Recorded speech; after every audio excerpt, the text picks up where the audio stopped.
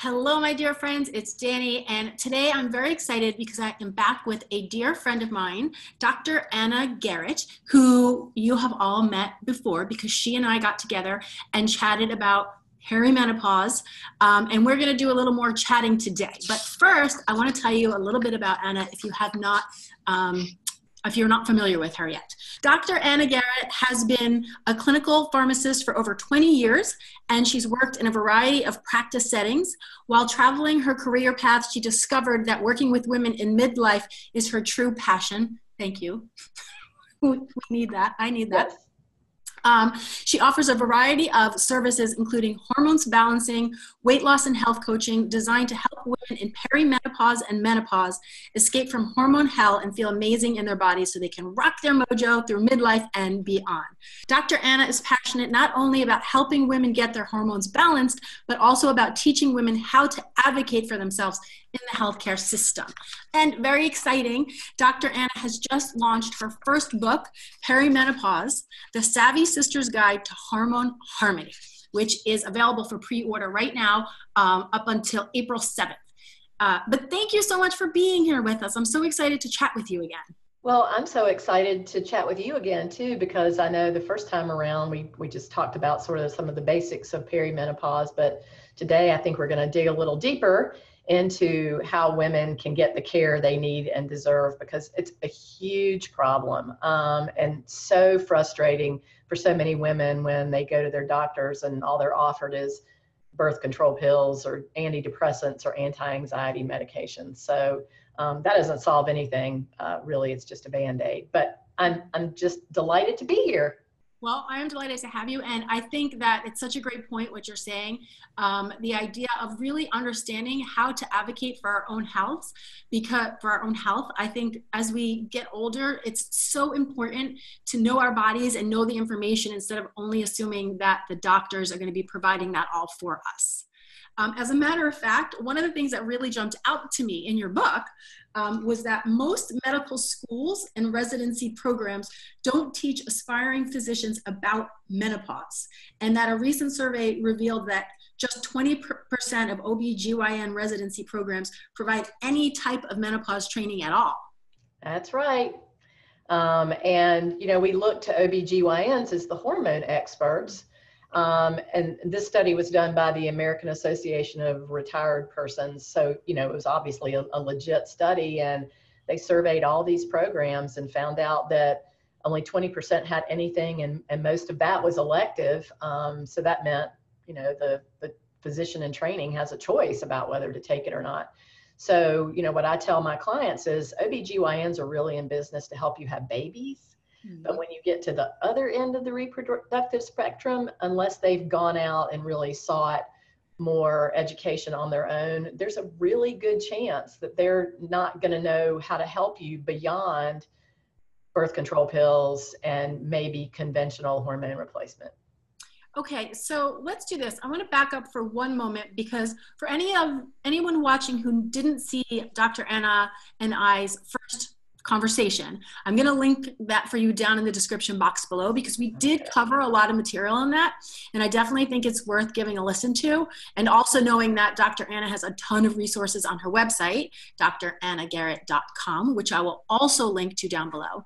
But if we could just recap for anyone watching the definition of perimenopause and menopause, just to kind of get on that playing field. Okay, yep, that's a good idea. So perimenopause is the entire period of time, which usually lasts 5 to 10 years, from when your hormones start to shift in your late 30s and early 40s, all the way up to the day of menopause.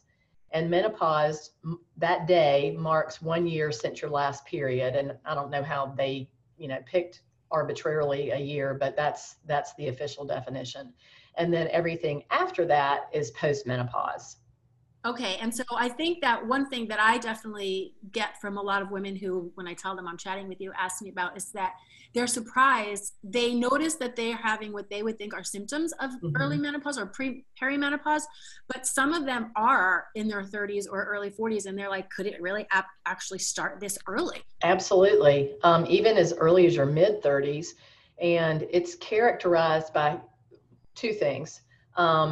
one, your progesterone level falls, which causes things like anxiety and insomnia, so more kind of brain agitation sorts of things. And then it's also characterized by high estrogen levels. So we think about menopause and it's like, oh, it's all low estrogen. Well, no, it's not in that 5 to 10 year period. And that's what causes weight gain and heavy periods and all of the things that start to happen that are kind of out of the blue. And you're going, oh my God, what's wrong with me? Am I dying? And no, you're not dying. You're in perimenopause. And which of those hormones is responsible for like high emotions? That's my favorite. That is low progesterone. Low progesterone. Okay. Usually, yeah. Okay.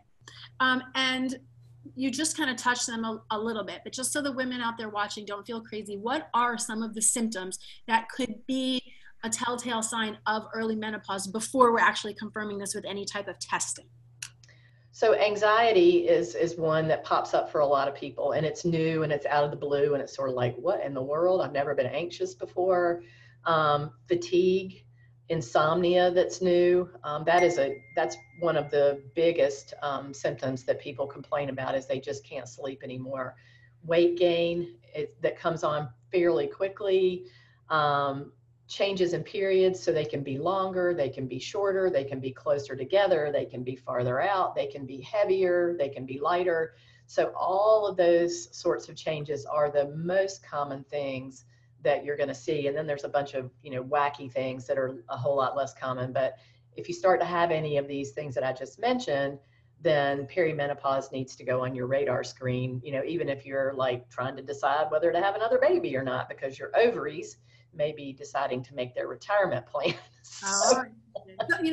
Something else that you said in the book that I thought was really insightful and important is that even though maybe the symptoms, you might go to a doctor and they may try to brush them off, of how important it is that we trust our instincts. Yes. And stay connected to, the willingness and the desire to find answers for ourselves. Yeah, because you know your body better than anybody. And so I think women sometimes don't give themselves enough credit for knowing that something is not right, and to continue pursuing whatever that not right is, even if a doctor has said, oh no, you're fine. If you're fine or not. So I think it's important to do enough research about perimenopause, not so much that you go down the rabbit hole, because that is infinite on Google. But just so you kind of know what the process and the progression is and what the early signs are, so that you can have a conversation about what you want for yourself. And that involves knowing a little bit about what the options are.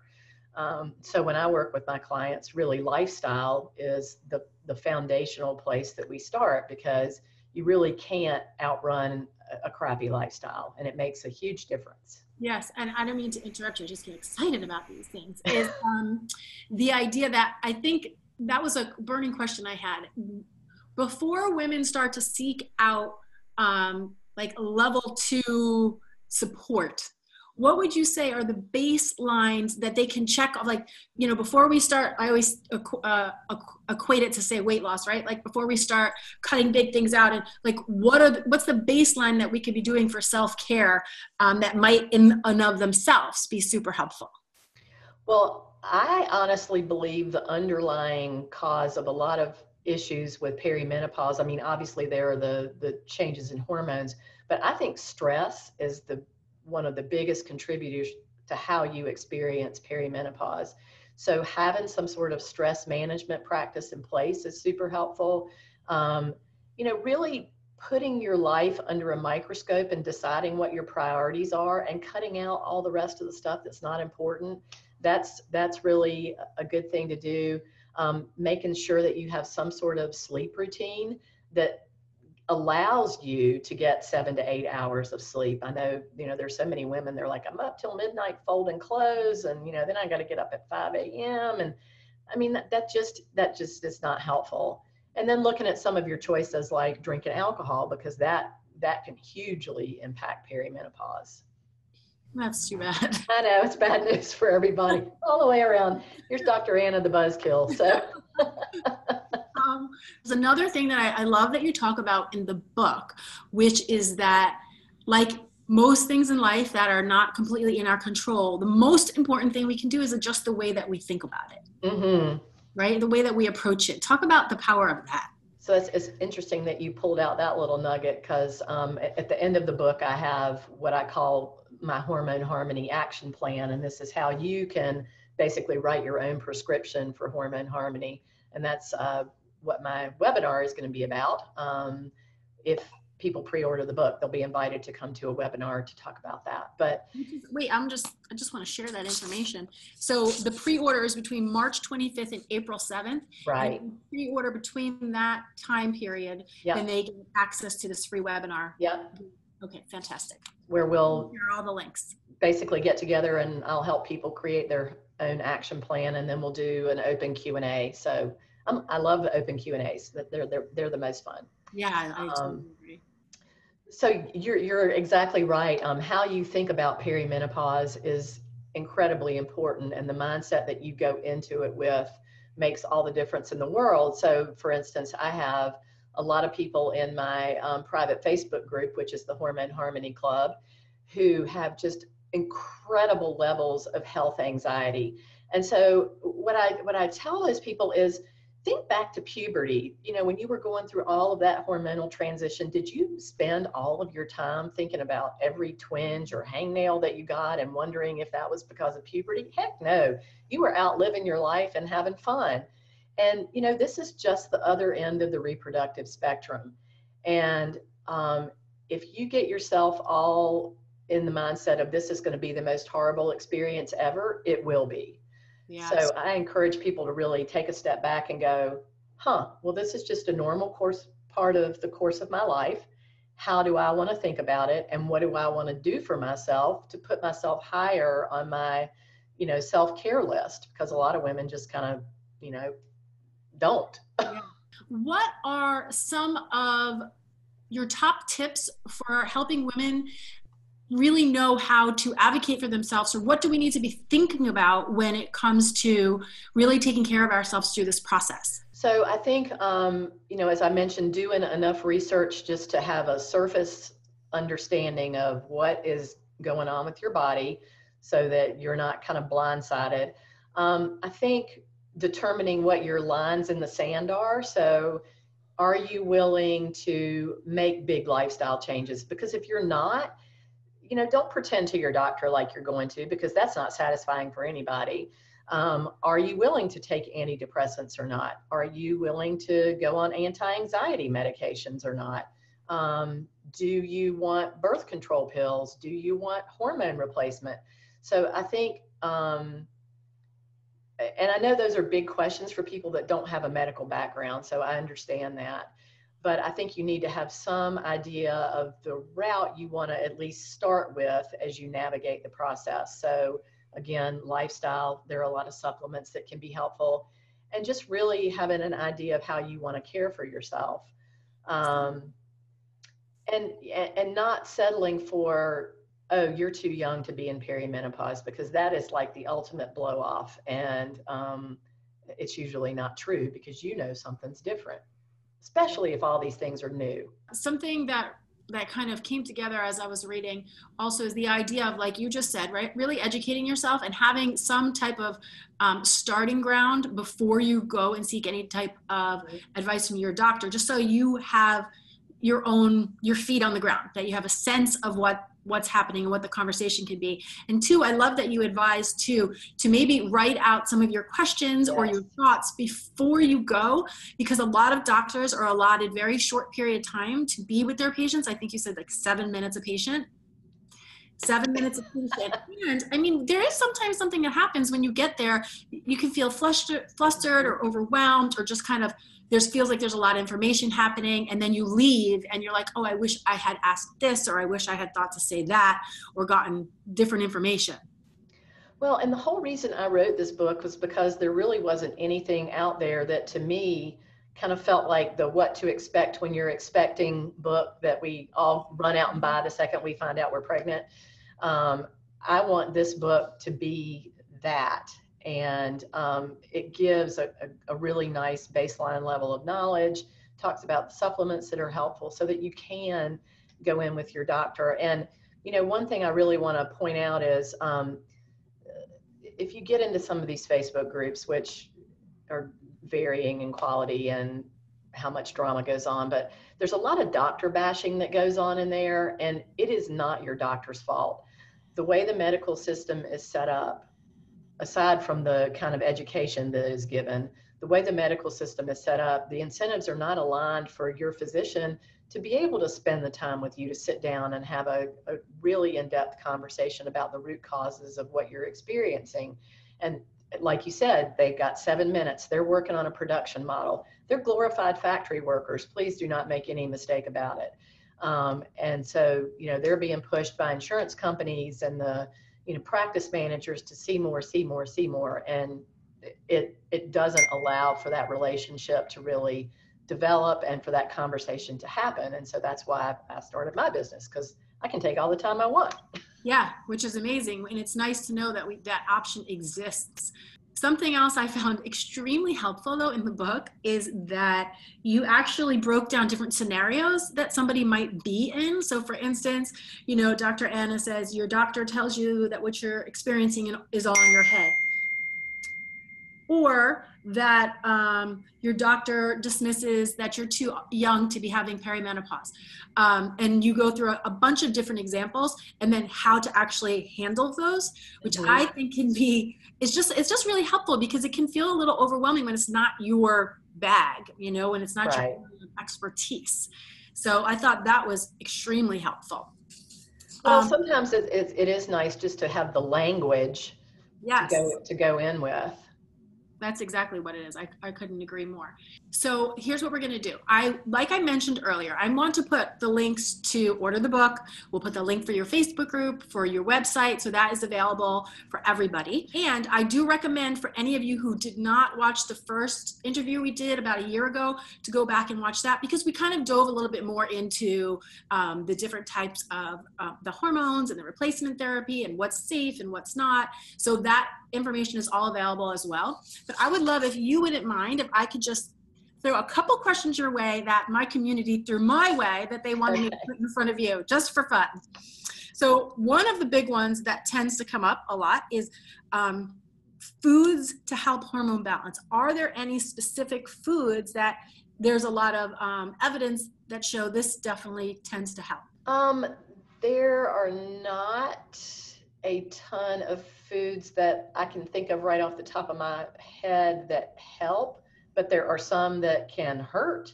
And sugar is one of those, because it's so inflammatory that it can really make a lot of perimenopause symptoms worse. I have that personal problem myself. If I eat dessert, I'm going to be awake all night with night sweats. I would just say eating a diet that's as close to the ground as you can is really helpful. So organic meats that don't have hormones and antibiotics in it, dairy, the same situation, organic produce that's less likely, especially if it's locally grown, to have the soil depleted of the nutrients that your body needs. Just keeping it as clean as you possibly can. Yeah. And then there's always a lot of questions about soy and all that. So I'll touch on that for a second. Nice. So soy has some estrogenic properties. If you eat fermented forms of soy, they don't have the same effect.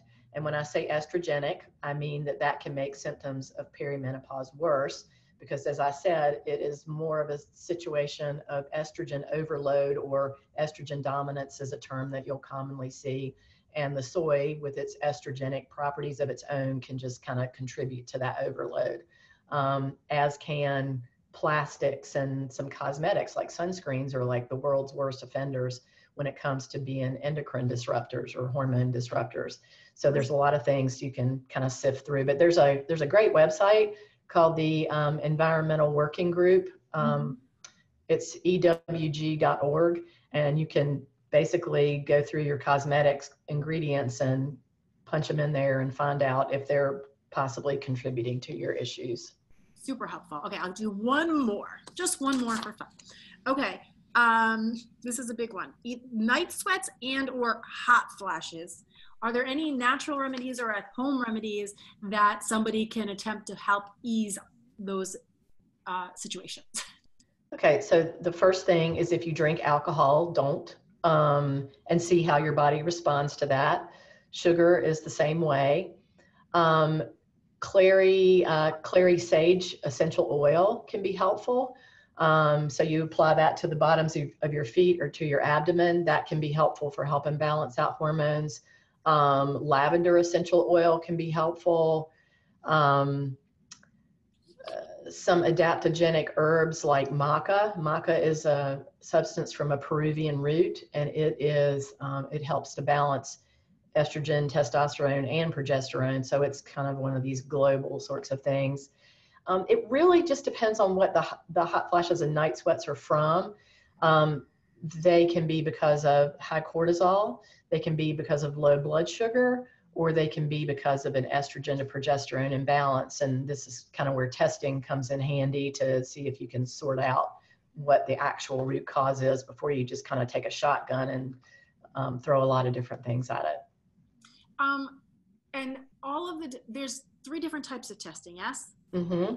And is there one you recommend to be more effective than another? So I have started, well, probably about a year ago, I started using the Dutch test in my practice, and that's a dried urine test. So basically you're getting 4 or 5 samples during the day of urine. You're dipping it in filter paper and letting it dry, and then you send it off to the lab. So it's really easy to do. But it not only gives the hormone levels, it also shows me how your body is handling the hormones, so the metabolites that it breaks down into, because there are pathways that can be manipulated to have you get better outcomes than if all we had was the plain hormone level. And it also really does a deep dive into cortisol, which is invaluable because a lot of people say they have adrenal fatigue, but they may be making plenty of cortisol and it's just staying in a form that's not useful. So interesting. And it's fascinating. It's fascinating. And I think really in so many ways, and what I do enjoy about your approach is that it's the idea of that we do need to be our own advocates and that there really is no one cookie cutter answer. Mm-mm. And it's really a dance. And we have to, and this is why it's so important to manage our mind, right? Because we have to be able to just stay calm and present enough to keep on tweaking and trying and adjusting and learning and adapting, and just knowing that that's kind of the way it rolls, and not just with perimenopause and menopause, but with health and life and diet and weight and all of it, right? It's so much of it is the relationship we have with ourselves and the way we interact with ourselves in the process.